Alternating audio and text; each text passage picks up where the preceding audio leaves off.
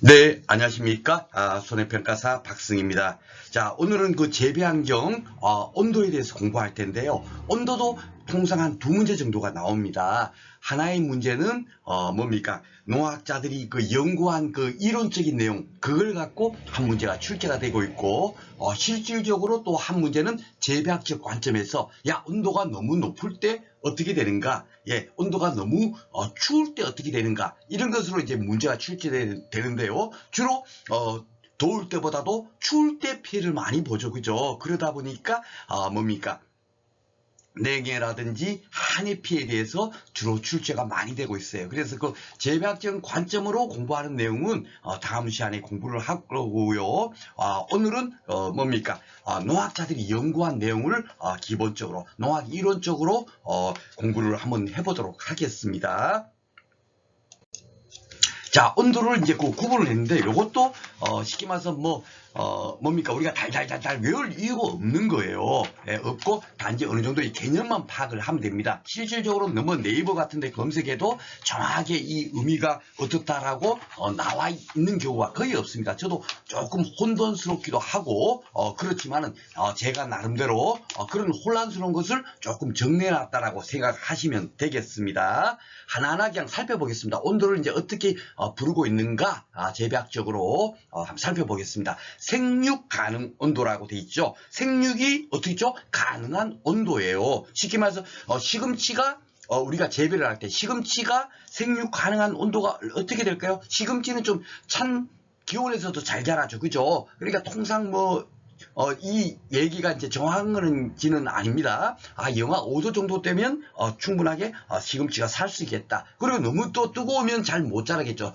서늘한 곳에 잘 자라니까. 그죠? 그러니까 한 영상 10도. 그 사이가 생육 가능 온도더라. 유효한 온도더라. 그렇게 여러분께서 이것을 이해를 하면 됩니다. 그러니까 작물 생육이 가능한 온도의 범위. 그래서 최저 온도, 시금치 같으면은 영하 한 5도 정도다. 예, 만약에 생육 최고 온도가 뭐다? 예, 영상 10도 정도 되더라. 이렇게 뭡니까? 여러분께 개념을 잡으시면 되겠어요. 작물별로 다 다르겠죠. 그러니까 생육 가능 온도가 다 다를 겁니다. 따뜻한 곳에서 잘 자라는 작물은 이 생육 최저 온도가 더 높을 거고요. 추운 곳에서 잘 자라는 것은 생육 최저 온도가 더 낮을 겁니다. 그렇죠? 그렇기 때문에 생육 최저 온도가 몇 도부터 몇 도까지다. 이렇게 우리가 공부하는 게 아니에요. 그렇죠? 각 뭡니까? 그 작물별로 다 다르니까. 단지, 뭡니까?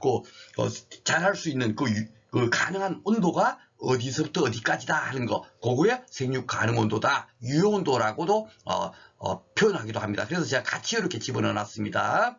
그러면 최적 온도라는 건 뭐냐? 최고로 적당한 온도. 예, 그걸 우리가 잘 모르면 무조건 넣고 한자로 풀어버리면 된다 그랬죠. 그죠? 그러니까 생육 적온도 보면 생육이 적당한 온도니까 최적 온도하고 거의 동일한 의미다. 이렇게 생각하시면 되겠어요. 작물의 생육이 가장 잘 될 때의 온도. 그게 최적 온도겠죠. 그렇죠? 그렇게 개념을 파악하시면 되겠습니다. 그리고 적산온도, 유효 적산온도 이거는 순수하게 농학 이론적으로 이제 온도에 대해서 이제 막 연구를 하려고 이런 용어를 뭡니까? 가지고 뭡니까? 재배학자들께서 이렇게 연구를 한 용어겠죠. 그렇죠? 그래서 요거는 여러분들께서 시험 문제 지금까지 한 번도 나오질 않았어요. 예, 그렇기 때문에 가볍게 읽어보시면 되겠습니다. 이게 중요한 게 우리는 항상 뭡니까? 그 결과물, 그렇죠? 야, 이렇게 온도가 너무 추울 때 어떻게 우리가 대책을 세워야 될 것인가? 이것이 가장 중심축이 되면 된다 그랬죠. 그렇죠? 예, 그렇게 생각하시면 되겠습니다. 제가 여기서는 여러분들한테 설명을 생략할 테니까 교재에 있는 내용 가볍게 한번 읽어보시면 되겠습니다. 우리한테 필요한 내용이 아니니까 제가 일부러 빼버리는 거예요. 아셨죠? 자, 그러면 생육 온도라고도, 생육 가능 온도라고 하기도 하고, 생육 온도. 그래서 조금 혼선이 있다라고 제가 미리 말씀드린 이유가 이거예요. 그런데, 어떤 데서는 또 한기 온도, 이렇게 또, 뭡니까? 용어를 쓰기도 합니다. 그 말 자체로 그대로 풀면 되죠. 온도 한계점에 다다른 온도다라고 생각하시면 돼요. 쉽게 말해서 우리가 그 시금치가 영하 5도부터 영상 10도에서 잘 자란다. 이것이 이제 생육 가능 온도일 거 아닙니까? 근데 만약에 영하 6도다. 예, 그럴 때도 잘할 수는 있겠죠. 그렇죠? 잘할 수는 있지만 뭡니까? 영하 5도보다도 더 추워버리면 어떻게 되죠? 예, 시금치가 잘 못 자랄 거예요. 그죠? 가능 온도가 아니니까. 그죠? 그런데 만약에 영하 30도다. 그러면 시금치가 자랄 수 있어요, 없어요? 당연히 못 자라는 건 당연한 거고, 그 시금치가 죽을 수 있겠죠. 그쵸? 그 한계점, 한계가 어떻게 되는가, 그렇게 생각하시면 됩니다. 아셨죠? 그래서 이 한계가 붙은 것은 다 그런 의미로 생각하시면 돼요. 한번 보겠습니다. 식물의 생장과 발육에 알맞은 온도로, 이렇게 되어 있는데, 최저 한계 온도 이하와 최고 한계 온도 이상에서는 작물의 생육이 멈추게 된다. 그냥 죽게 된다. 뭐, 이렇게 생각하시면 됩니다. 아셨죠? 생장이 멈추게 되니까. 그렇기 때문에 시금치 같은 거, 아까 전에 그 생육 가능 온도는 영하 5도에서 영상 10도다 하면은, 만약에 최저 한계 온도는 어떻게 되겠죠? 뭐 영하 한 10도 정도 되겠죠. 그리고 영상 만약에 10도일까? 유온도라고 아까 생육 가능 온도라고 했는데 영상 10도가 아니고 영상 15도에서도 자랄 수는 있어요. 그죠? 그런데 만약에 영상 30도다. 그러면은 시금치가 잘 못 자라는 걸 떠나갖고 그럴 때 되면 야 너무 뜨거우니까 그는 작물이 재배가 아예 안 되고 죽어버릴 수가 있지 않습니까? 그거를 최고 한계 온도다 이렇게 여러분들께서 이해를 하시면 되겠습니다. 이걸 갖고 저 직접적인 시험 문제 나온 게 딱 한 번 사례 문제가 나왔어요. 근데 그 문제도 제 개념대로 풀으시면 그렇게 어렵지 않습니다. 그 정도만 개념만 잡으시면 되겠어요. 그래서 여기 이제 이게 딱 한 번 나왔는데 어떻게 나왔냐면 다음 중 뭐 내한성이 뭡니까? 가장 큰 건 뭐고 가장 작은 건 뭐냐? 이렇게 한번 느닷없이 나온 거예요. 농학 이론적으로. 이것도 당연하게 언제 나왔겠죠? 그렇죠, 여러분. 천연도에 나온 거야. 예, 농학 이론 이런 거 출제하는 분들께서 내버리신 거예요. 그러다 보니까 이런 문제가 나온 겁니다. 그래서 제가 어쩔 수 없이 교재에 일단 나왔으니까 또다시 그걸 완전히 논의를 하기 못해서 이렇게 집어넣었어요. 그래서 사과가 가장 사과는 영하 30도에서 결국은 최저 한계 온도가 된다는 얘기죠. 30도가 지나면 완전히 사과가 죽어버리겠죠. 그죠? 그러니까 영하 20도에도 사과는 살아는 있어요. 그런데 생육 가능 온도는 영하 20도 이런 건 아니겠죠. 그렇죠? 예. 바로 그렇게 생각합니다. 그리고 우리한테 필요한 거는 실질적으로 재배학적으로 필요한 거는 이거지. 이 한계 온도는 아닐 겁니다. 그렇죠? 우리 재배학적으로는 그렇게 중요한 게 아니에요. 단지 이것이 이제 그 작물이 죽게 된다. 예. 죽게 된다. 이렇게 여러분께서 생각하시면 됩니다. 그래서 사과가 가장 높고 그다음에 배, 그다음에 복숭아, 포도 이런 식으로 한계 온도가 돼 있더라고요. 예, 그래서 포도가 가장 그래도 한계 온도가 낮죠, 그죠? 최저 한계 온도가. 그래서 우리 여러분께서 이거 어떻게 외우면 좋냐면 만약에 이거 나오지는 않겠지만 그래도 혹시 나온다 치면은 아주 가볍게 여러분께서 2차 공부를 하시면 사과배, 단감, 떫은감을 공부를 한 다음에 포도, 복숭아, 자두를 배울 거예요. 예, 순수가 그렇습니다. 과수분에 가면 그러면은 사과배 요 그대로 이제 떠올리시면 되죠. 사과, 배, 그 다음에 포도, 복숭아인데, 그거만 순서 바꿔서, 복숭아, 포도. 예, 그죠? 그렇게 여러분께서 가볍게 기억을 해 놓으시면 되겠습니다. 이거, 몇 도시냐, 이것까지는 외울 이유가 없겠죠. 만약에 그렇게 출제가 됐다 치면은, 야, 출제는 욕 한번 해버리고, 욕 한번 해버리는 게 제일 편합니다. 이거, 여러분들께 이런 것까지도 공부하라고 제가 말씀드리고 싶지 않습니다. 그래서, 죄송합니다. 여기 보면 이제 생육적은 이거는 이제 마이수이죠. 재배학적으로 생육의 가장 적당한 온도, 그죠? 그러니까 최저 온도하고 같은 거예요. 작물이 가장 잘 자랄 수 있는 안 맞은 온도, 작물이 생육이 가장 왕성한 온도 이렇게 풀어놨을 뿐이지 동일한 의미다 이렇게 생각하시면 되겠습니다. 그래서 요 뒤에 게 이제 중요한데 작물 종류에 따라서 생육 온도가 다르지만 당연히 다르죠, 그렇죠? 예, 따뜻한 곳에서 잘 자라는 작물은 생육 조건이 높을 거고 추운 곳에서 잘 자라는 작물은 어떻게 생육 조건이 낮을 거 아닙니까? 그렇죠? 예, 바로 그거예요. 그런데 이제 통상적으로 20도, 25도 정도가 이제 생육 조건이다. 요걸 갖고 묻지도 않아요. 아셨죠? 그냥 대체적으로 이 정도 좀 따뜻할 때 잘 자라겠죠. 그렇죠? 영하 10도에서 생육 조건이 될 리가 없지 않습니까? 그렇죠? 그렇게 가볍게 생각하시면 되겠고 여름 작물에 비해서 겨울 작물이 생육 조건이 낮다. 당연한 얘기죠. 겨울에 잘 자라는 작물이 거기는 겨울에도 잘 자라는 거는 어떻게죠? 저골이 당연히 낮겠죠. 그죠? 예, 쉽게 말해서 영상 5도가 저골이 될 수 있고 여름 작물은 어떻습니까? 당연하게 영상 25도 이럴 때가 생육 저골이 되겠죠. 그렇죠? 그렇게 생각하시면 되겠습니다. 자, 그리고 이제 온도에 따른 광합성과 호흡. 왜 제가 요걸 슬라이드를 하나 뺏겼어요. 이거는 요것이 시험 문제에 나올 수도 있지만, 나오기도 하고 하지만은 더 중요한 건 뭐냐면, 이거는 개념을 제가 재배하는 큰 줄기를 여러분께서 이해해야 된다 그랬잖아요. 그쵸? 자, 앞에서도 아직도 우리 비편을 배우지 않았지만은, 지금까지 이제 그 강의를 하면서, 광합성 작용이라는 거는 뭐다라고 제가 말씀드렸죠? 이산화탄소와 물과 빛이 합쳐져서 포도당을 만드는 과정. 그래서 그 포도당, 만들어진 포도당으로 식물체가 평생도록 먹고 사는 거. 그죠? 예, 그까지 우리가 공부를 했을 겁니다. 그러면은, 이산화탄소와 물과 빛만 있으면, 뭡니까? 광합성이 된다라고 했는데, 나머지 필요한 조건은 없는가? 아니겠죠. 예, 또 있습니다. 그래서 그런 비편에 가서 제가 따로 이렇게 설명을 드리는데, 당연하게 온도도 적정하게 따뜻할 때 잘 되겠죠. 쉽게 말해서 영하 100도다, 영하 70도다 할 때 광합성이 잘 될 리가 없잖아요. 상식적으로 생각해도. 그렇죠? 그러니까 당연하게 온도도 영향을 굉장히 광합성하고 하는데, 호흡하고 하는데 온도도 영향을 미친다는 거예요. 광합성 작용, 호흡 작용은 뒤에 비편에 가서 제가 따로 말씀을 드리겠습니다. 그래서 온도가 상승하면, 온도가 따뜻하면 하여튼 여러분 재배 좋을 것 같아요? 나쁠 것 같아요? 제가 항상 재배학을 지금 여러분들하고 강의를 하면서 재배 좋은 거야? 나쁜 거야? 요걸로 여러분들하고 지금 강의를 하고 있잖아요. 그죠? 그거만 딱 명심하시면 된다 그랬죠. 온도가 따뜻하면 당연하게 재배적으로, 그렇죠? 좋을 거예요. 그렇죠? 그러니까 광합성 속도가 증가. 광합성이 잘 되네. 온도가 높으니까. 그렇죠? 양분 흡수가 증가. 재배 좋아요. 그죠? 호흡 속도를 빠르게 하며 작물의 증상량을 증가시킨다. 아이고 좋네. 그렇죠? 이렇게 여러분께서 이해하시라고 제가 이걸 따로 이렇게 하나 뺐어요. 그러니까 온도가 그냥 대충 그냥 뭡니까? 냉해 있고 이런 것뿐만이 아니라 광합성, 빛과도 이렇게 연결돼 가지고 광합성 작용에도 영향을 끼치고 있다. 예, 요 개념을 잡으라고 요 슬라이드를 만들었습니다. 자, 그리고 이제 또 하나는 이제 변온과 작물 생육에서 요것도 직접적으로 지금 출제가 안 되고 있는데, 제가 출제원이라면 요런 것을 내고 싶어요. 이 변온이라는 게 뭐냐면, 변은 변하다 할 때 그걸 거고요. 한자로. 그죠? 온은 온도겠죠. 그죠? 온도가 변하는 거. 예, 온도가 변하는 것과 작물 생육과 어떤 관련성이 있느냐? 예, 이거예요. 근데 통상적으로 우리가 뭡니까? 지금 산소가 그 대기 중에 무한정 우리에게 공급되니까 산소의 고마움을 모르지 않습니까? 그죠? 만약에 산소가 없다면 지금 난리 났을 거예요. 그죠? 예, 산소 때문에. 예, 그런 것처럼, 낮에는 온도가 따뜻해졌다가 밤에는 온도가 어떻죠? 차지죠. 그렇죠? 밤에는 당연하게 온도가 내려갈 거 아닙니까? 이렇게, 뭡니까? 낮과 밤의 온도가 변화하고 있지 않습니까? 그걸 갖고 변온이라고 하는 거예요. 낮과 밤의 뭡니까? 결국은 그 일교차, 그죠?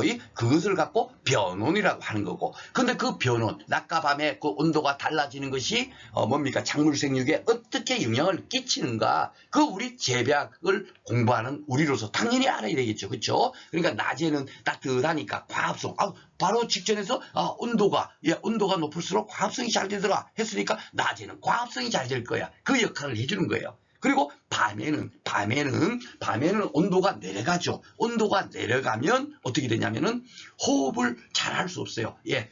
그 광합성 작용할 때보다도 호흡을 할 때 온도가 더 높아야 호흡이 되거든요. 그러니까 당연하게 밤에는 뭡니까? 온도가 내려가니까 호흡을 못 하는 겁니다. 예, 그것이 그렇게 되는 것이 과연 작물 생육이 어떠냐 하면은 작물 결실에 굉장히 좋다라는 겁니다.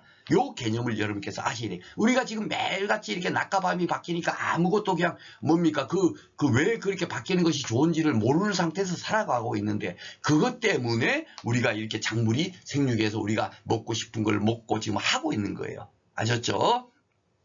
자, 그래서 밤에 제가 요 이제 따로 이렇게 빼놔놨죠. 밤에 온도가 낮아져. 그러면 호흡량이 적어지죠. 예, 온도가 높아야 호흡도 높아질 거 아닙니까? 바로 직전 슬라이드에서 봤습니다. 그쵸? 광합성도 온도가 높을수록 광합성도 잘 되고 호흡량도 높아진다. 그랬는데 온도가 낮아지니까 호흡이 적어지겠죠. 광합성도 당연히 안 될 거고. 그죠? 그러니까 호흡을 안 하면, 쉽게 말해서 우리가 숨을 헐떡헐떡 쉬어야 되는데 호흡을 안 하면 가만히 있으면 어떻게 됩니까? 호흡도 안 하면 에너지를 낭비를 하나도 안 하겠죠. 그죠? 예, 우리가 열심히 운동하면 숨을 할딱할딱 거리잖아요. 그러면 운동을 많이 하면서 뭡니까? 에너지를 소모를 할 텐데 그 호흡이 안 한다는 얘기는 결국은 에너지 소모를 하나도 안 하는 거예요. 그러면 에너지 소모를 하지를 않으면 이렇게 작물체가 결국 어떻게 돼요? 아무런 에너지 소비를 하지 않으면 그 결국은 요게 지금 고추입니다. 그죠? 예, 고추. 일부러 뭡니까? 밤에 이제 그 고추 사진 찍은 거, 그걸 한번 내가 찾아갖고 또 이렇게 여러분한테 요걸 이해시키려고, 하나 여기에 붙인 거예요. 그 고추가 밤에 어떻게 씁니까? 에너지 소비를 안 하면 결국 고추가 점점 더 커지고 이렇게 될 거 아닙니까? 그렇죠? 그러니까 결국은 뭐가 된다? 고추가 잘 자라게 되는 거예요. 그러니까 작물 결실에 효과적이다. 이렇게 해서 이해를 하시면 된다. 낮과 밤에 그 온도차로 인해서 결국 그것이 작물 생육에 굉장히 많은 공헌을 해주고 있구나. 그렇게 생각하시면 됩니다. 그리고 이렇게 요것도 초년도에 농학 이론적인 문제가 나왔다 그랬잖아요. 거기서 이제 나왔는데 그게 참 어렵더라고요. 그래서 저도 이게 어떤 의미인가 해갖고 제 나름대로 깨달은 게 이거였어요. 한번 보겠습니다. 고랭지에서 배추 재배. 고랭지 배추 여러분들 아시죠? 배추 많이 재배하잖아요. 근데 왜 고랭지에서 배추를 재배할까 이거죠. 그죠?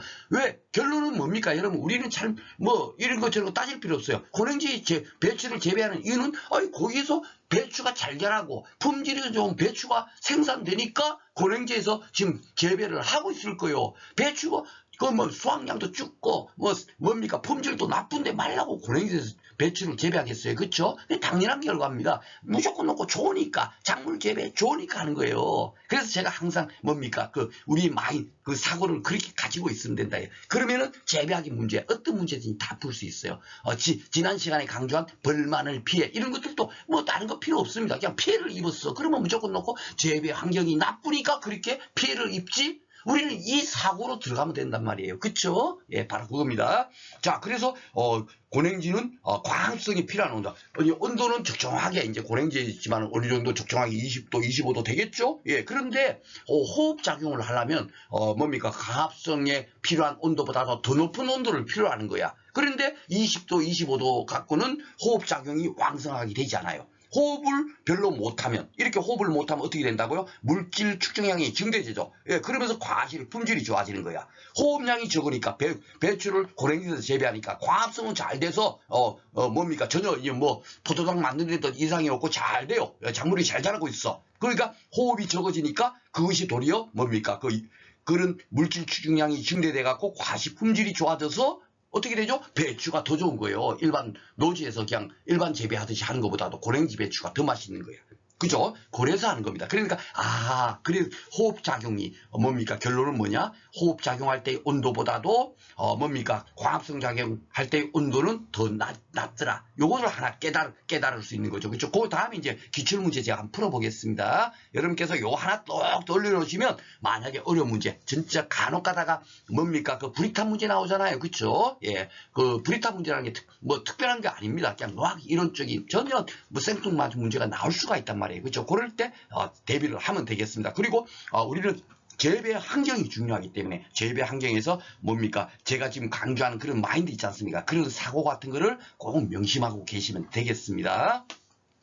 그리고 요 DIF 해갖고 조약한 온도차 해갖고 요거는 교재에다 명조체로 실어놨어요. 명조체로. 그죠? 명조체로 편집됐죠? 요런 건 고딕체인데 그죠? 왜 명조체로 했냐면 이거는 우리 시험 범위가 아니에요. 우리 시험에서는 출제가 안 됐습니다. 안 됐는데 농산물 품질관리사에서 한 2회, 3회 이 정도씩 출제되고 있어요. 그러니까 느닷없이 이런 문제가 나올까 해가지고 이게 100% 나올 것 같으면 제가 이걸 또 딱 설명해서 하겠지만은 그런 정도는 아니고 그래도 기출이 꾸준하고 되고 있으니까 혹시나 이런 게 우리 시험 문제 느닷없이 불이탄 문제로 나온다면 우리가 한번 슬쩍이라도 공부해 놓으면은 충분하게 대응할 수가 있잖아요. 그죠? 그런 의미에서 교재에다 실어 놓은 거예요. 한번 보겠습니다. DIF 그냥 가볍게 보세요. 주약한 온도차를 갖고 DIF라고 하는 거예요. 즉 낮과 밤의 온도차. 그걸 갖고 이제 DIF라고 한다. 그래서 DIF의 의미는 뭐냐? 이꼬르 주간 평균 온도에서 야간 평균 온도 뺀 거예요. 쉽게 말해서 이걸 당연하게 DIF 값은 뭐가 돼야 돼요? 0보다 큰 값이 나오겠죠. 낮의 온도가 높고 밤의 온도가 낮아요. 근데 무슨 DIF를 이러고 뭐 연구하지? 그죠? 근데 여기 잘 봐보세요. 정의 DIF에서는 절간 시장을 촉진하며 초장이 증건. 당연히 작물이 잘 자라겠죠. 예, 낮에 온도가 밤의 온도보다 높아야 지금 작물이 지금 자라고 있으니까. 그렇죠? 당연한 얘기예요. 그렇게 이해를 하시면 됩니다. 정의 DIF 이런 거 다른 거 생각할 거예요. 아니 낮에 온도 평균 온도 빼기 밤의 평균 온도 낮의 평균 온도가 만약 20도다 밤의 평균 온도가 10도다 그러면 빼면은 10이란 값이 나올 거 아니에요. 당연하게 플러스 이 정의 값이니까 작물이 잘 자란다 이렇게 생각하면 돼요. 그런데 부의 DIF에서 이게 왜 나왔나 저도 곰곰이 생각했어요. 그런데 이제 제 나름대로 생각입니다. 제 나름대로 조금 틀리더라도 제 나름대로 생각대로 공부를 하시면 여러분들께서 이해 도모 차원에서 제가 설명을 드리는 거니까 그렇게 이해하시고 들어주시면 좋겠습니다. 제가 처음부터 재배하기 전문가입니다 라고 강조하면서 강의를 하지 않았잖아요. 그렇죠? 여러분들의 공부하시는데 도움이 되라고 안내를 드리는 거니까 혹시 제 강의가 조금 틀리더라도 그런 점은 좀 이해를 해주시면 되겠습니다. 자, 부의 DIF에서 즉 어이구야 주간 평균 온도는 10도인데 야간 평균 온도가 20도야. 그러면 마이너스 10이 되니까 그것은 부의 DIF 값이 나오겠죠. 그렇죠? 이럴 때는 어떻게 돼? 지베렐린 생성이 감소된대요. 지베렐린이라는 거는 뒤에 재배 기술 쪽에 식물 호르몬 편에서 따로 제가 강의를 할 거예요. 식물 호르몬을 제가 이 두 강으로 한다고 제가 미리 공지를 했습니다. 그렇죠? 거기는 지베렐린은 당연하게 작물 생육에 좋은 거란 말이에요. 그러니까 이것이 감소하게 되니까 결국 어떻게 됩니까? 잘 나쁘게 되는 거죠. 그게 당연하게 나쁜 겁니다. 당연하게 나쁜 거. 그죠? 왜? 밤에 온도가 더 높으면, 쉽게 말해, 겨울철에 온도가 이상기온으로 영상 30도 됐다. 그러면 작물이 잘 자란다, 안 된다? 안 된다. 왜? 그래갖고 우리가 지난 시간에 벌만을 피해서도 겨울철에 이상 고온 현상 그게 뭡니까? 하나의 원인이었잖아요. 그렇죠? 그렇게 생각하면 돼요. 그러니까 당연하게 부의 DIF가 나면 당연하게 모든 작물이 잘 안 자랄 거예요. 근데 이것을 도리어 뭡니까? 제가 볼 때는 농업적으로 이용을 하는 거야. 어디서 이용을 하냐면은 시설 재배를 하자요. 시설 재배. 일반적인 노지 재배에서는 절대적으로 낮의 온도가 당연히 높겠죠. 근데 시설 재배를 하게 되면 온도를 인위적으로 조절할 수 있단 말이에요. 그렇죠? 그러니까 낮에는 정상적으로 쉽게 말해서 20도인데 평균 밤에를 막 그냥 난로를 떼버리는 거야. 난로를 떼갖고 어떻게 되죠? 예, 한 30도로 만들어버리는 거야. 그러면 어떻게? 밤의 온도가 더 높으니까 결국은 부의 DIF 값이 나오겠죠. 작물 재배 안 좋겠죠. 즉, 뭡니까? 이렇게 되면은, 절간 신장도 안 자랄 거고, 초장도 안 자라고 그러겠죠. 예, 그래가지고, 지금은 꽃가도 화해류 같은 거 재배할 때, 도리어 이게 막 쭉쭉쭉 멀대처럼 키만 커버리면, 보기가 싫으니까 적당하게 요 정도 끄면 딱 맞아 하면 더 이상 뭡니까 절간 신장이 절간이라는 게 마디와 마디의 사이의 그 간격 그걸 갖고 절간이라고 하거든요. 예, 그것을 더 이상 신장하지 않도록 안 자라도록 뭡니까 온도로 조절을 해버리는 것 같아요. 그래서 재배학적으로 이렇게도 이용하고 있구나. 예, 뭡니까 낮의 온도 밤의 온도의 온도 차이 그 값을 가지고 그렇게 이해를 하시면 되겠습니다. 아셨죠? 그러니까 DIF 나면 지금 오늘 제가 여러분들한테 설명드린 그 내용 갖고 하면 돼요. 그러니까 분화류는 분화류의 초장 조절에 이용된다. 그죠? 이게 DIF 주야간 온도차 요걸 갖고 그러니까 밤에 온도를 많이 낮은 온도보다 더 높여서 시설 재배를 하는 겁니다. 화해류를. 그죠? 그렇게 해서 적당하게 이 정도 끄면 딱 보기 좋아. 그까지만 키우려고 밤의 온도를 더 높여서 작물을 재배하는 게 아닌가 그런 생각을 하게 됩니다. 자, 그리고 이제 온도니까, 그러면 온도가 너무 높으면 어떤,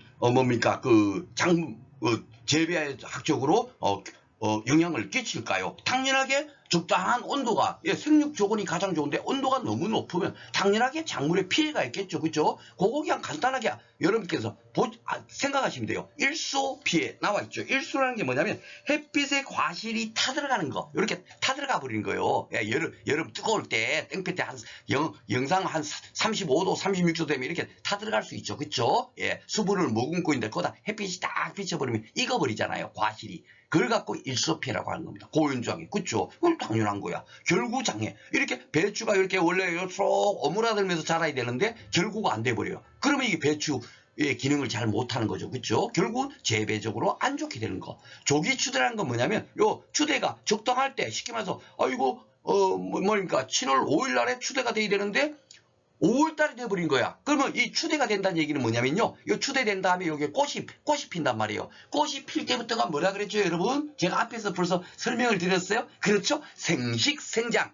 꽃이 피기 전까지는 뭐요? 영양생장. 줄기가 자라고 잎이 자라고 요까지는 영양생장이고 꽃이 딱 피는 순간부터는 생식생장이 돼요. 생식생장이 돼버리면 어떤 결과가 있는지 아세요, 여러분? 영양생장이 안 되겠죠. 더 이상 이제 잎이나 줄기가 자라지 않겠죠. 사람도 그렇잖아요. 적당히 딱 성숙해버리면은 쉽게 말해서 20대 초반까지 딱 자라다가 그다음부터는 성장이 멈추죠. 그쵸? 예, 바로 그거예요. 예, 작물도 똑같습니다. 꽃이 딱 피는 순간부터 잎이 더 이상 자라지 않고 줄기가 더 이상 자라지 않는 거예요. 이렇게 돼버리면 예를 들자면 잎을 먹는 그런 작물이라고 치면 꽃이 딱 피는 순간부터는 잎이 더 이상 안 자라니까 뭡니까? 그 재배하려는 그 목적을 달성할 수 없는 거죠. 그러니까 조기추대가 좋은 거다, 나쁜 거다? 나쁜 거다. 예, 그러니까 그것도 너무 이렇게 온도가 높으면 조기추대. 아이고, 막 온도가 높은 온도 째죠. 아이고 좋아 하면서 그냥 막 꽃이 적당히 피어야 되는데 미리 피어버리는 거. 그쵸? 그걸 갖고 조기추대를 한다. 그리고 나머지 뭐 발라불량, 착가불량, 품질제야. 이거는 설명 생략하겠습니다. 그죠? 당연하게 이렇게 나쁜 결과가 나오겠죠. 그죠? 다음 중 고온장애 영향이 아닌 것. 이런 식으로 문제가 나와요. 그래서 제가 사진까지 오려 붙였습니다. 자, 그리고 이제 그 목초의 하고 현상. 요거는 초년도에 한번 이렇게 나왔어요. 그래서 이제 간단하게 그냥 살펴보겠습니다. 다시 이렇게 이런 문제가 나올 거냐라고는 제가 이제 뭡니까? 여러분들한테 꼭 공부하세요. 하지는 않습니다. 이런 거. 단지 이제 나온 문제, 우리가 앞으로 예상되는 문제 모든 걸 다 공부를 하는 거죠. 그렇죠? 그러면서 정말 금년도에 꼭 나오고 하는 건 제가 2번, 3번 귀따대지 않도록 이제 떠들 겁니다. 그렇죠? 예. 하고 현상이라는 걸 잘 모르면 뭐라고요? 그렇죠? 한자로 풀자. 예, 그겁니다.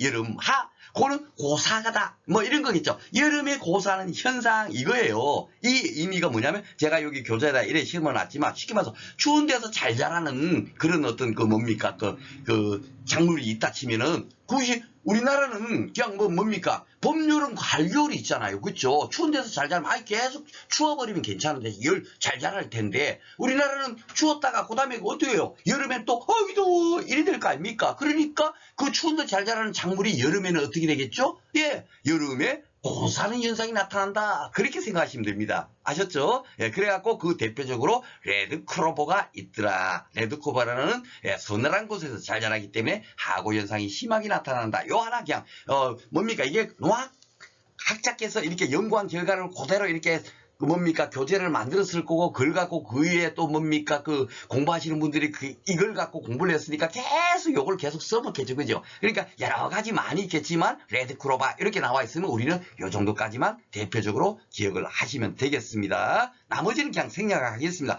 가볍게 읽어보셔도 여러분 충분하게 풀 수가 있을 겁니다. 요 개념 잡는 것만 중요하고 나머지는 대책은 뭐냐 이러면 이렇게 하니까 어떻게죠? 쉽게 말해서 광재한테 물을 많이 이렇게 해주고 홈파하고 밥 먹어하고 그렇게 하면 되겠죠. 그렇죠? 자, 그러면 이제 문제 한번 풀어보도록 하겠습니다. 자, 오늘 또 문제가 꽤 되죠. 2, 3, 5 이러잖아요. 그죠? 자, 온도 영향에 관한 설명으로 2에 3에 이런 거는 대부분 다 뭐다? 과거에 노학 이론 이런 거 출제했던 분들이 내신 거다라고 생각하고 만약에 조금 진짜 이런 거 나오면 어떡하지? 너무 걱정하지 않으셔도 됩니다. 제가 그래서 8회, 9회, 10회는 따로 뒤에 빼드리잖아요. 최근에 출제 경향 그렇죠? 그렇기 때문에 옛날에 있었던 것도 그냥 가볍게 우리가 공부해보자는 차원에서 모든 걸 지금 다 풀어드리는 겁니다. 아시죠? 시간이 좀 그렇기 때문에 시간이 더 걸리는 거예요. 제가 이제 상법 본편하고 농제법 같은 경우는 1회부터 10회까지 절대로 다 풀어주지 않습니다. 안 그래도 되기 때문에. 그렇지만 재배학은 이런 문제 나오고 저런 문제 나오고 이런 것도 나왔고 모든 것을 그렇게 나왔기 때문에 모든 것을 지금 제가 다 풀어드리는 거예요. 아셨죠? 요것만 하면 됩니다 하면 여러분께서 저를 100% 신뢰하지 못하잖아요. 근데 다 풀어드리고 난 다음에 보니까 진짜 박승희 선생님이 말한 것처럼 그렇게 개념을 갖고 공부하니까 어떤 문제가 나와도 충분히 풀 수 있겠네? 자신감을 심어 드릴 수가 있잖아요. 그죠? 그렇기 때문에 지금 다 풀어주는 거예요. 자, 작물 재배 중에서 온도의 영향에 관한 설명으로 옳은 것 그랬습니다. 예, 요 이제 내용에 나오지만 요거는 이제 다음 시간에 당장 배웁니다. 크게 걱정 안 하셔도 돼요. 조직 내 결빙이 생겨 탈수하는 피해가 발생하는 것을 내용에 결빙이 생기는 거는 냉해가 아니고 동해라고 어를 동자 써서 동해라고 하거든요. 그래서 요거는 틀렸습니다. 다음 시간에 또 설명을 하겠습니다. 오늘 여기서 다 해버리면 또 이제 시간도 많이 걸리고 다음 시간에 또 강의할 게 없잖아요. 그죠? 예. 자, 2번 세포 내 유기물 생성이 증가하면 에너지 소비가 심해져 내열성이 어떻게 되겠죠? 야, 유기물은 무조건 좋은 거니까 내열성도 열에 견디는 성질도 당연하게 재배학적으로 어떻게 돼야 되겠어요? 증가해야 되겠죠. 그렇죠? 그래서 제가 유기물은 좋은 거야 이렇게 기억하라고 하는 이유가 그겁니다. 아셨죠? 그걸 그렇게 써먹는 거예요. 어떤 지문이 나오더라도. 아셨죠? 이제 여러분들 자꾸 이제 감을 잡아 가실 겁니다. 야, 진짜 박선수 선생님 말대로 그렇게 하는 것이 진짜 맞구나라는 것이 팍 느껴지실 겁니다. 그죠? 자, 3번 준화작용은 처리강은 상관없이 온도에 영향을 받아. 요 준화작용도 뒤에 가면은 재배기술 쪽에 가서 이제 작물의 생육 쪽에 가서 따로 이제 공부를 해드리겠지만은 보리 같으면은 원래 이제 가을에 심어야 되잖아요, 그죠? 근데 가을이 지나고 봄에 심으면은 싹은 터요. 싹은 트는데 꽃이 안 펴버리는 거야. 그렇기 때문에 그 경우에는 어떻게 하냐면 저온 처리를 한 다음에 봄에 파종하면 지가 알아서 꽃까지 피어요. 그래서 그런 경우를 준화 처리한다라고 하거든요. 바로 그 내용입니다. 근데 그 처리기간과 상관없이 온도에 영향을 받는다. 이거는 말도 안 되는 거죠. 그렇죠? 예, 당연하게 이렇게 영향을 그 처리기간과 당연히 상관이 있겠죠. 그렇죠? 그러니까 이것도 벌써 틀린 거고 탄소 정화 작용의 최적 온도 범위는 호흡 작용보다 낮다. 이게 바로 제가 어렵다 하는 거 바로 그거였었어요. 그래갖고 제가 앞에서 그 고랭지 배출을 제가 설명드렸잖아요. 고랭지 배출은 똑같은 25도에서 재배하는 건데 광합성은 잘 되는 온도인데 25도가 호흡 작용은 30도가 돼야 호흡 작용이 잘 되는데 25도니까 호흡 작용이 좀 안 돼. 그러니까 거기서 재배하는 거예요. 호흡작용이 덜 돼야 작물 재배에 좋은 거거든요. 호흡이 많으면 절대로 작물이 재배가 안 됩니다. 쉽게 말해서 호흡이라는 것은 그냥 예를 들자면 사과를 이제 수확을 했어요. 수확을 했는데 그게 사과가 계속 호흡이 잘 돼버리면 어떻게 됩니까? 빨리 부패되겠죠. 호흡을 왕성하게 해버리면. 그쵸? 호흡을 많이 하면 하여튼 무조건 놓고 작물은 좋지 않다라. 그렇게 여러분께서 생각하시면 돼요. 예. 그래서 호흡이 덜 되도록 하기 위해서 고랭지에서 배추를 재배한다라고 제가 앞에서 설명을 드렸잖아요. 그쵸? 그런데 여기는 호흡작용보다 낮다 했으니까 틀렸죠. 호흡작용이 어땠죠? 맞죠. 그죠? 탄소 동화 작용이라는 게 광합성 작용이다. 제가 또 앞에서 말씀드렸습니다. 빛까지 아직 강의도 하지 않았지만 벌써 동일한, 광합성 작용으로도 얘기하기도 하고 탄소 동화 작용이라고 하기도 합니다. 라고 앞에 강의에서도 분명히 말씀드렸어요. 그죠? 그러니까 광합성 작용의 최적 온도 범위는 호흡 작용보다 낮다. 맞죠? 25도고 호흡 작용에 필요한 온도가 30도다. 고랭지 배추 설명할 때 그렇게 제가 온도를 예로 들었잖아요. 그죠? 그러니까 요 지문이 맞는 겁니다. 굉장히 어려운 문제였어요. 사실 농학 이론적인 문제니까. 그쵸? 그래서 제가 이것을 어떻게 설명을 드릴까 해갖고 부단히 노력한 결과 결국 고랭지 배추로 설명해 드리면 가장 맞겠다 해갖고 설명을 드립니다. 비록 혹시 제가 농학 전문적인 그런 지식이 없어서 이치는 틀릴지 몰라도 이론적으로는 틀릴지 몰라도 그렇게 여러분께서 이해를 하시면 되길 거예요. 만약에 다른 데서 이런 거 기출 문제 풀이하고 어떤 강사님께서 하셨다 하더라도 저처럼 그렇게 설명하지 않을 겁니다. 그쵸? 예. 자, 기출 3회 보겠습니다. 다음에서 내한성. 추위에 찰한자잖아요. 추위에 견디는 성질이 가장 강한 작물과 가장 약고 이런 식으로 나온 거예요. 예. 이게 뭡니까? 결국 제가 어떻게 알아요? 사과배 포복인 복숭아 포도인데 포복으로 우리가 외우자 그랬잖아요. 그죠? 그러니까 가장 강한 것은 사과고 가장 약한 것은 포도야. 요거네요. 그죠? 요거. 결국은 이렇게밖에 풀 수 없는 굉장히 불이탄 문제였단 말이에요. 초년도에. 그래서 재배하기 어렵다고 했던 겁니다. 선배님들이 이렇게 어려운 문제를 갖고 재배학을 풀다 보니까 1차는 손해평가사 1차는 재배학 공부가 제일 어려워 했던 이유가 바로 그거예요. 이런 문제가 나왔는데 그 다음부에 이런 문제가 또 나오냐? 안 나옵니다. 아셨죠? 그러니까 한번 나왔다 하더라도 이건 다음에 또 나올 거야 하는 문제가 있고 이거는 한번 나오고 끝이야. 이런 것이 감이 온다고요. 제가. 그래서 그거를 알기 때문에 여러분들한테 제가 적어도 여러분들 공부 방법을 알려드리겠습니다 하는 강의를 하는 거예요. 아셨죠?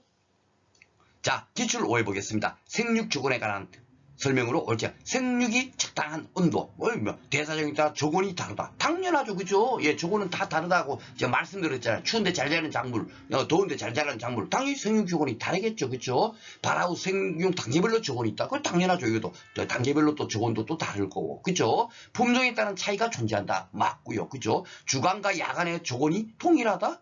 다르죠. 그쵸? 말도 안 되는 얘기죠. 그죠? 당연히 다를 겁니다. 그러니까 쉽게 풀 수가 있죠. 그쵸?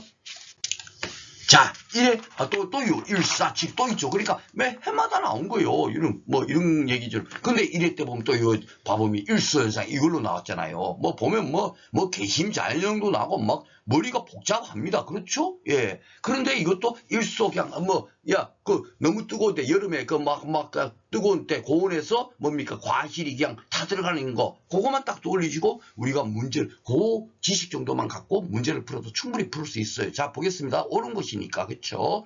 시설 재배 시 차광막을 햇빛이 막 다 들어가니까 차광막 빛을 차단하는 막을 설치하는 거죠. 차광막이, 그죠? 설치해서 일소를 경화할 수 있다.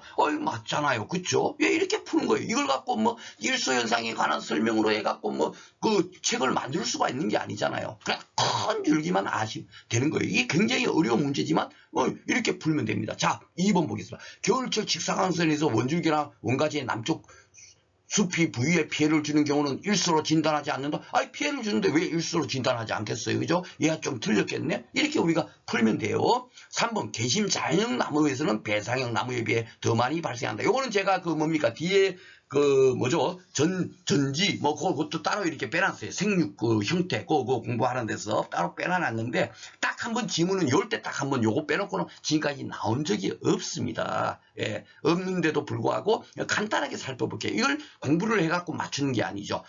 뭔지 몰라도 항상 개심 자연이니까, 자연 상태의 나무.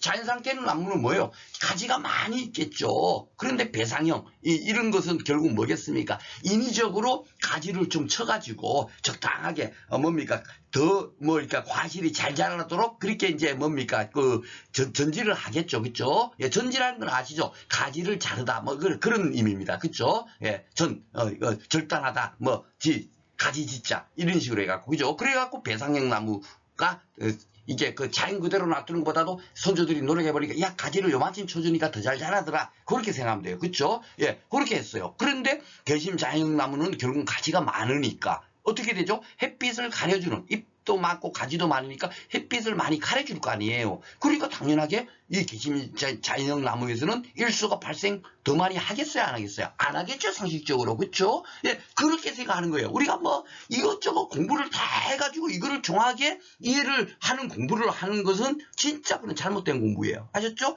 우리가 충분하게 인간적인 사고로 여러분들의 지금까지 쌓아놓은 경륜으로 충분히 이거 풀 수 있습니다. 저보다도 더 훌륭하신 분들인데. 그쵸? 그렇게 푸시면 됩니다. 이거 굉장히 어려운 문제지만은 이런 것 또한 어떻게 푸는 방법을 제가 지금 안내해 드린 거예요. 만약에 이상한 문제가 나왔다. 예, 불이탕 문제가 나왔다 하더라도 다 이렇게 푸시라고 제가 그 방법을 안내해 준 거예요. 이거 답만 여러분들한테 맞추려고 지금 하는 강의가 아닙니다. 아셨죠? 예. 4번. 과수원이 평지에 위치할 때 동양의 과수원이 서양의 과수원보다 일소가 더 많이 발생? 아니죠. 예, 해가 서쪽으로 지잖아요. 그러니까 서쪽에서 서양의 가수원이 일소가 더 많이 발생하겠죠. 상식적으로. 그쵸? 예, 그렇게 생각하면 됩니다. 답은 쉽게 1번 찾을 수 있었죠. 예, 기출사회 다음의 설명 중에서 틀린 것을 고르세요 했네요. 틀린 거군요. 동해 어를 동자. 예, 다음 시간에 공부한다 그랬어요. 물의 빙전보다 낮은 온도에서 발생한다.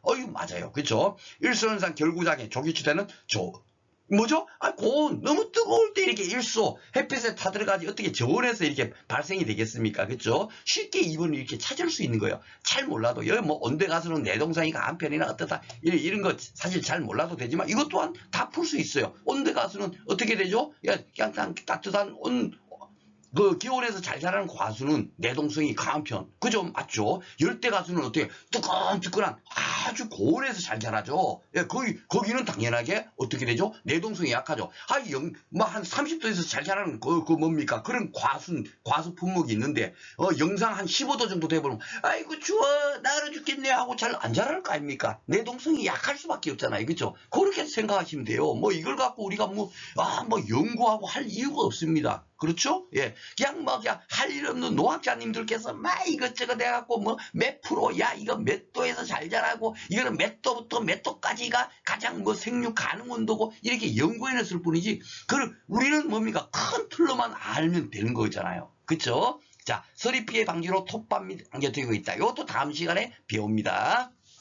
동해 한해 대책 거기서 이제 배웁니다. 당연히 추우니까 톱밥 왕겨 같은 거 튀우면 뜨끈뜨끈한 열이 발산하니까 서리 피해를 방지하겠죠. 그죠? 상식적으로. 예. 자, 7회 고온장애에 관한 증상으로 옳지 않은 것 바람이랑 맞고 품질도 당연히 저하되겠죠. 온도가 높은데 어떻게 품질이 좋아질 리가 있겠어요. 그죠? 착화 불량 당연히 착화가 안 되겠죠. 추대지연 야 요거에 틀렸죠. 뭐죠? 그렇죠? 조기추대. 그죠? 조기추대. 이렇게 조기추대 있잖아요. 근데 추대지연이라고 살짝 바꿔놓은 겁니다. 답은 뭐다? 4번이 틀렸다. 그죠? 자, 그러면은 8회 문제부터 한번 풀어보도록 하겠습니다. 자, 57번 문제였네요. A 손해평가사가 어떤 농가에게 다음과 같은 조언을 하고 있다. 예.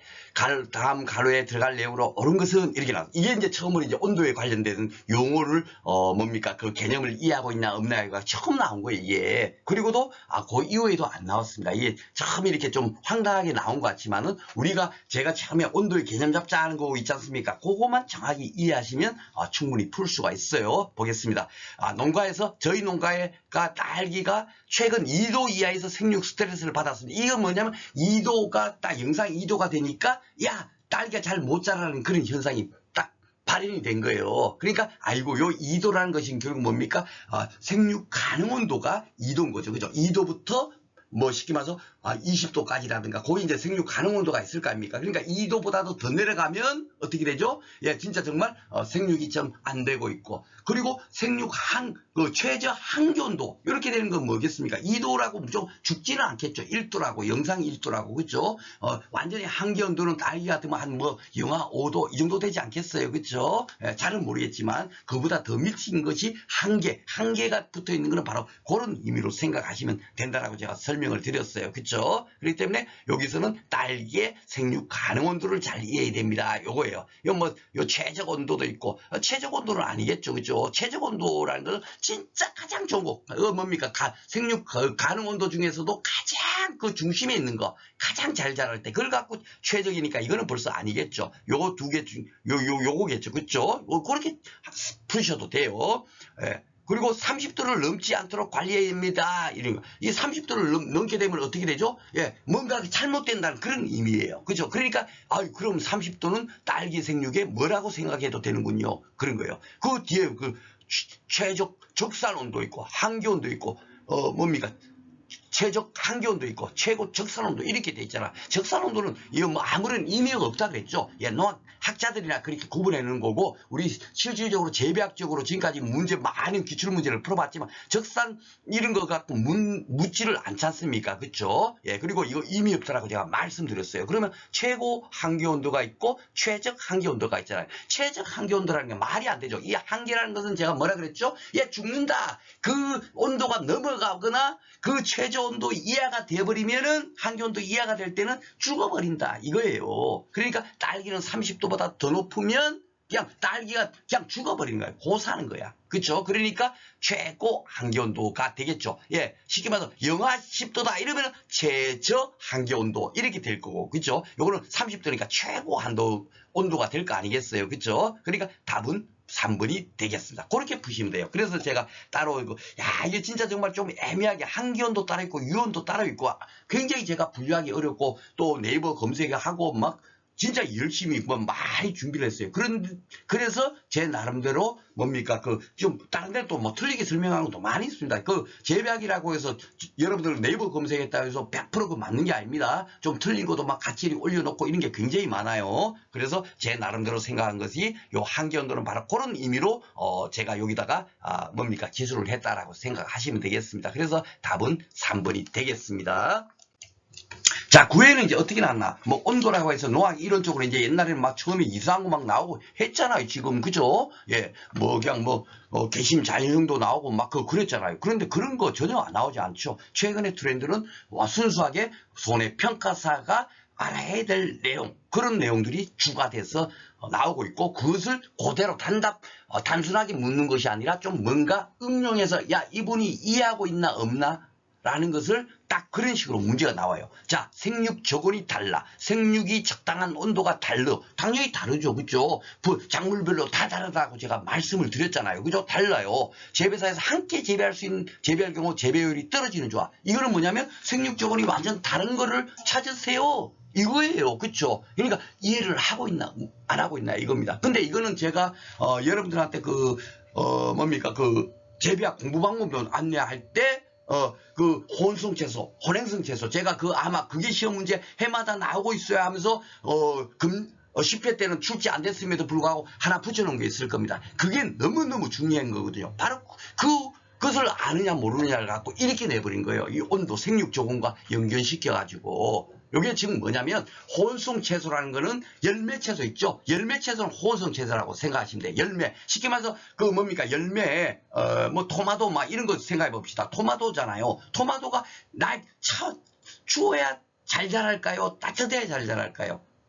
따뜻해야 잘 자라겠죠. 고추 열매잖아요. 고추 따뜻해야 잘 자랄 거 아닙니까? 그렇죠? 그러니까 열매 채소는 혼성이다. 온도가 따뜻해야 잘 자란다. 그렇게 기억하시면 되겠고, 만약에 뭡니까? 쉽게 말해서 뿌리, 무라고 생각합니다. 무는 뿌리 채소잖아요. 그죠? 땅이 따뜻하면 무가 잘 자랄까요? 서늘해야 잘 자랄까요? 여러분 상식적으로 생각합니다. 그렇죠? 서늘해야 잘 자랄 거예요. 만약에 잎을 먹는 채소라고 칩시다. 배추라고 생각해 보세요. 배추가 뜨끈뜨끈한 온도에서 잘 자라겠어요? 서늘한 온도에서 잘 자라겠어요? 서늘한 온도에서 잘 자라겠죠. 그렇죠? 너무 뜨끈뜨끈하면 뜨거우면 어떻게 돼요? 축 늘어질 거 아닙니까? 잎이니까. 그러니까 잎이나 줄기나 뿌리 채소는 다 뭐다?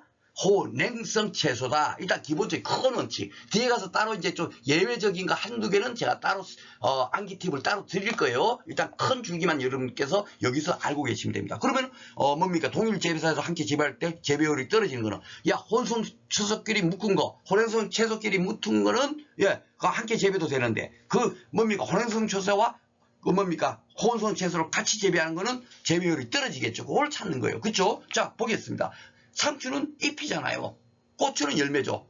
답은 벌써 뭐예요? 이게잖아요. 이거는 뜨끈한 데서 온도가 높은 데서 잘 자라고, 상추는 잎이니까 혼행성 채소잖아요. 서늘한 곳에서 잘 자라죠. 그러니까 이걸 같이 재배하면 안 되겠죠. 답은 쉽게 1번 이렇게 찾을 수 있어요. 이렇게 찾는 문제가 이제 나오고 있는 겁니다. 그래서 제가 여러분들한테 뭡니까? 재배학은 이해를 해야 됩니다 하는 이유가 바로 그거예요. 이제 이해하시죠? 단순하게 그냥 달달달달 외워갖고 그걸 아느냐 모르냐 그렇게 문제가 안 나온다니까요. 자, 당근, 뿌리, 시금치, 잎 맞죠? 뿌리나 잎은 혼행성 맞고, 가지, 호박 이건 다 열매잖아요. 그러니까 혼성 같이 키워도 되죠. 오이, 토마토 열매잖아요. 혼성, 그죠? 그러니까 2번, 3번, 4번은 같이 키워도 되는데, 요거 1번은 안 된다. 왜 이거 시험 문제 나올까요? 재배 필요하니까, 재배하다 보면 상추, 고추를 같이 심어버리면 돼요, 안 돼요? 같은 시설 재배하는 데서 안 된단 말이에요. 이것이 재배학적으로 너무너무 중요하니까 시험 문제가 나오고, 그런 것들을 뭡니까? 출제위원들이 출제를 하는 거예요. 그러니까 우리는 재배학이 최근에 뭡니까? 선조들이 노력한 도전과 응전의 결과물을 우리는 딱 그거를 공부한다라고 생각하고 그런 마인드로 재배학을 공부를 하는 거예요. 막 되도 않는 거, 야, 이 어려운 거 막 시할 때 묻는 거, 막 그냥 네이버 검색해도 뭔 얘기하는지 모르는 거, 그런 거 공부하는 게 아닌 거죠. 이제 이해하시죠? 예. 자, 그게 또 나왔죠. 여기 봐보세요. 용도에서 저장할 경우 저온장애 발생하는 채소만 나이라는 거. 요게 이제 사실은 이제 다음 시간에 저온장애 따로 배웁니다만, 왜 여기서 넣냐면은 지금 여기서는 생육 저온 이런 것들을 지금 오늘은 강의하고 있잖아요. 그러다 보니까 제가 여기에 오늘 강의에서 지금 편집을 한 겁니다. 그러니까 저온장애 발생하는 채소라는 얘기는 뭐냐면 결국은 뜨뜻한 온도에서 잘 자라는 작물은 저온장애가 잘 피해를 받겠죠. 쉽게 말하면 서늘한 곳에서 잘 자라는 작물인데 왜 저온장애가 발생하겠어요? 저온장애는 영상의 온도에서 발생하는 장애거든요. 뒤에 바로 다음 시간에 그대로 연결해서 강의를 할 겁니다. 그러니까 당연하게 이것은 뭡니까? 호온성 채소를 찾으면 되는 거예요. 배추는 잎이니까 혼행성, 뿌리니까 혼행성. 그쵸? 아닌 거예요. 마늘, 예, 줄기채소. 양파, 줄기채소잖아요. 당연히 잎줄기채소는 혼행성이라 그랬죠. 그쵸? 그러니까, 서늘한 곳에서 잘 자라는데 좋은 장애가 발생할 이유가 없죠. 그쵸? 당근 뿌리, 예, 시금치 잎, 예, 이거 다 혼행성입니다. 그쵸? 근데 가지 토마토는 뭐예요? 그렇죠. 열매잖아요. 열매니까 뜨끈뜨끈한 데서. 뜨끈뜨끈한 온도에서 잘 자라니까 이게 호온성인 거예요. 이거 작물의 분류에서 따로 또 강의를 하겠지만 이게 시험 문제 나오는 거예요. 왜? 이 정도로 중요하니까. 그걸 갖고 우리가 재배학적으로 이용하는데 그 내용을 알아야만이 뭡니까?